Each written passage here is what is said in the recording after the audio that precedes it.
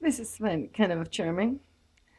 And it's from the Salt Lake Herald, Salt Lake City, Utah, October 4th, 1891.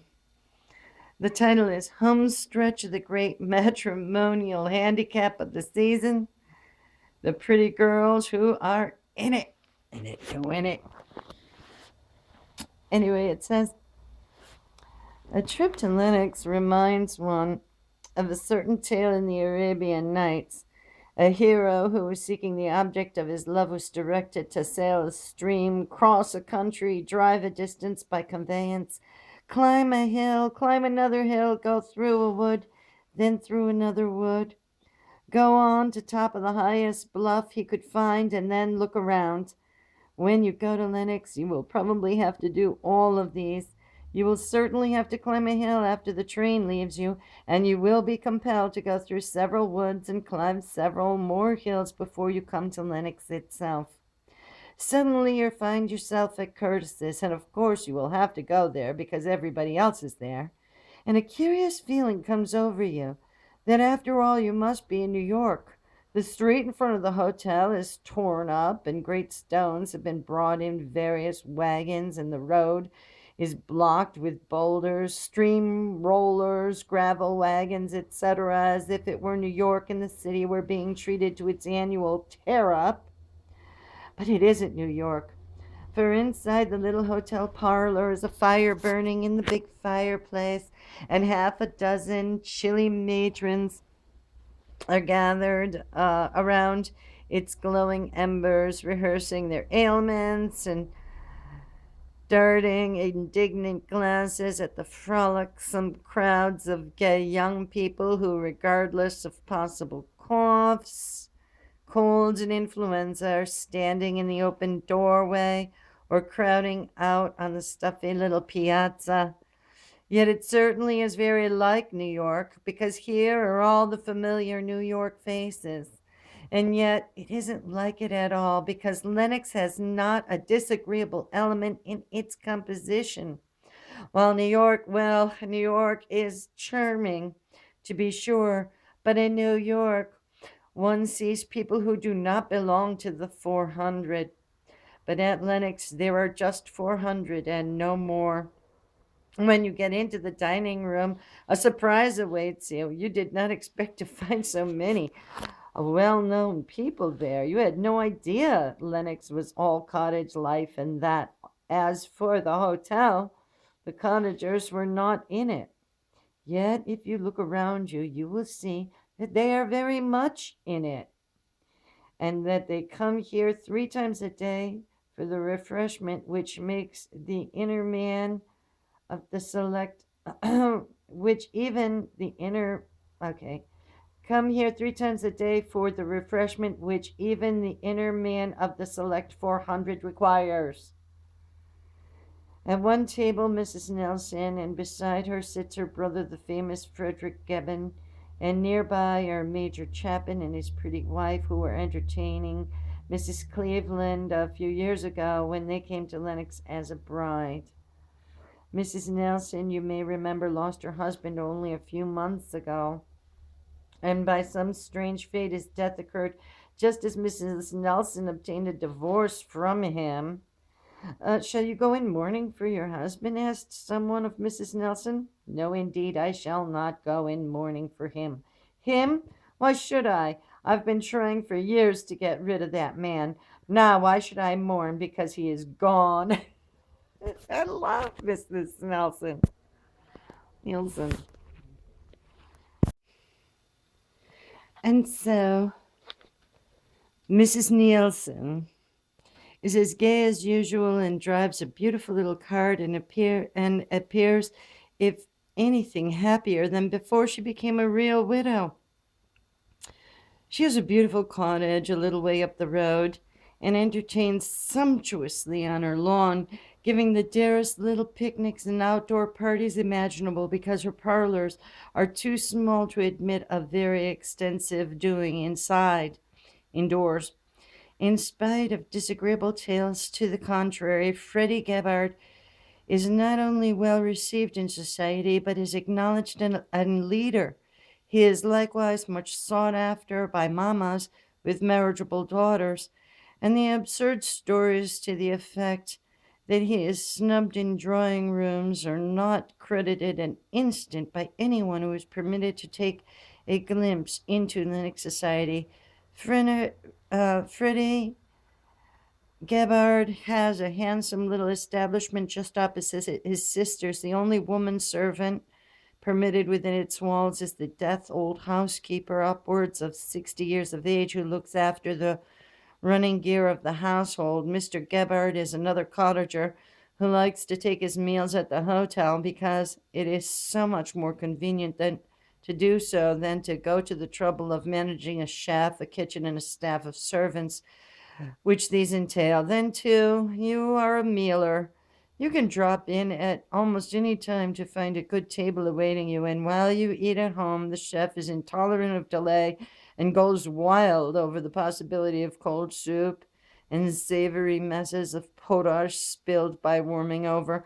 And that is why um, so many wealthy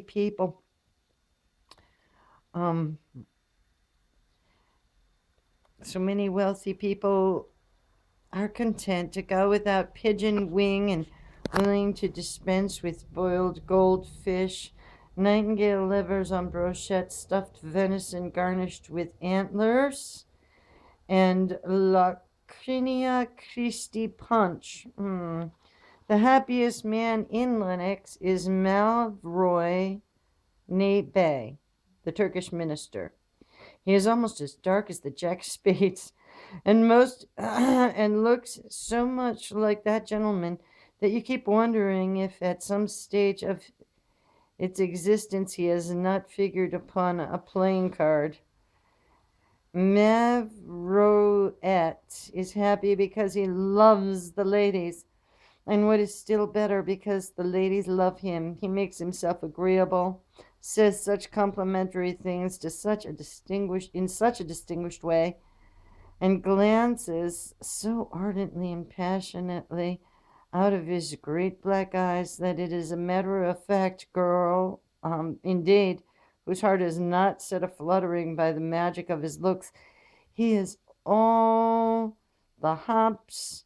He is at all of the hops, balls, parties, and receptions, and is said never to enjoy a comfortable state of happiness unless he has a petticoat in his near vicinity. Rumor has it that the handsome Mavroyani is permitted by the laws of his country to have 4 wives, and so the girls are a little bit wary of him, for no freeborn American woman is going to share the man of her choice with 3 other women if she can help it. In the floral parade, Miss Colby was accounted the prettiest girl, and the picture she made as she reclined under her umbrella of hydrangeas was one not to be forgotten. Miss Greenleaf, to whom all the foreign ministers have been quite attentive, paid a compliment to foreign powers by veiling herself as a young Egyptian of rank. A society swell was persuaded to be the running Sikh, and so the Greenleaf turnout was perhaps the most noticeable in any of the annual parade. Lennox is particularly the place for pretty widows who possess the advantage of being wealthy also. There are at least a dozen of them there whose fortunes range from $1 million upwards. One of the prettiest of these is a Mrs. Eagleston, whose house entertainments are so charmingly managed that she has won the title of being as successful a hostess as there is in Lennox. Arthur Roach, the millionaire architect, whose delight it is to design the palatial residences which are the pride of every place having citizens wealthy enough to build them, is frequently seen by the side of the beautiful Mrs. Eggleston, and now the gossips are saying that the reported engagement of Mr. Roach to Miss Handley of Baltimore would have been more nearly in accordance with the fact if the name of Miss Handy had been substituted for that of another fair woman. Mr. Roach and Mrs. Eagleston are frequently seen walking together, and a tall, graceful couple they make. One must not forget George Broome. who's spending the entire fall at Lenox and who enjoys the distinction of possessing the largest wardrobe of any man in America. He has trousers to a number that is beyond counting, and his coats, vests, and ties are almost equally numerous. With each change of suit, there is a new walking stick taken from the depths of Mr. Broom's luggage, and each time he wears a new hat, it's been noticed that his shoes are also of a different pattern than any he had previously worn. Mr. Broom aspires to be the new Barry Wall, and when he travels, he has a van all to himself for transporting his numerous bags, valises, and trunks. In Saratoga, every other distinguished looking man one sees is pointed out as one of the Hiltons. At Lenox, he is pretty sure to be one of the Furlinghausens. Everything is reckoned at such high figures that one is quite disappointed to learn that the Furlinghausen have rented their cottage for the season for the small sum of $7,500 and that they are living in one which they hired for only $2,000. Mrs. Sloane's house, Mrs. Sloane was a Vanderbilt, cost about $2 million, and the grounds around it, and the Westinghouse mansion and the grounds cost half as much again. Mrs. Jessup's barn is as pretty as any country villa, and Mr. Sloane's is as pretentious as the casino in Central Park. Mr. Westinghouse's ice house, with its picturesque Eskimo shivering on top of it, is not unlike a country church, and the cottage built for the servants are so grand that one is tempted to fall and become a farmhand. General Rathborne's place is not nearly so grand, but it is more historic. Beecher lived there and wrote in one of the windows.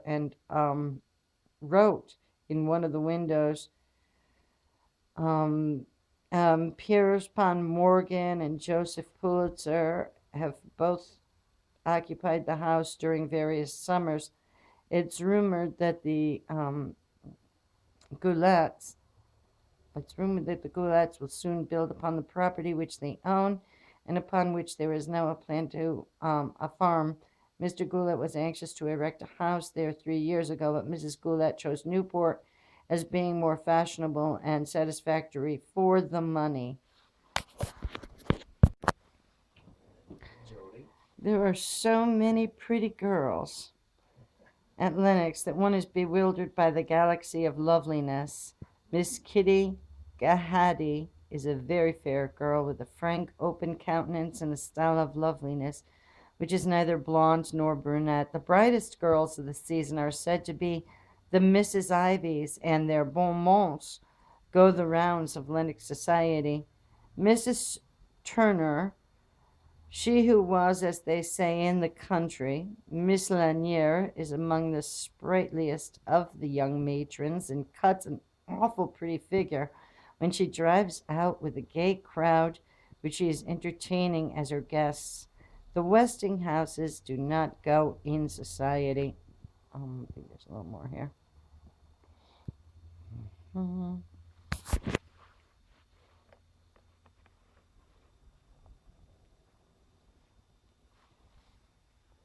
As extensively as do other owners of large estates.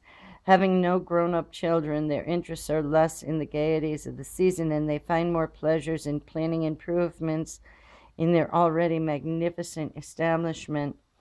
They have one child, a white-faced boy, who may be seen each day driving a team of goats along the hard white roads which characterize the Westinghouse estate. Lenox is so beautiful that it bids fair to hold its own forever. Sharon is gone past recovery. Long Branch, well, we all know about poor Long Branch. Saratoga is losing its hold upon the fashionable world. Newport is gay during the hot weather, but Lenox is glorious all the seasons, and everybody goes there in the fall. People who have spent a few seasons there become devotees of the place and are spoilt for all others. It is vain that they travel hence and go to India, to China, or to Japan They may climb the Alps, skate upon the Norway glaciers, and perch upon the Rock of Gibraltar, yet nothing suits them. Sadly they gaze around dolefully, they shake their heads, and then with Linux in their minds, they turn away sorrowfully. In their love for the place, they have much the feeling of the Chicagoan who was taken to see the Atlantic Ocean and who looked upon it long and earnestly, and then, turning his head away with a sigh, said, "It's it's poorly fine, but 'tain't Lake Michigan." And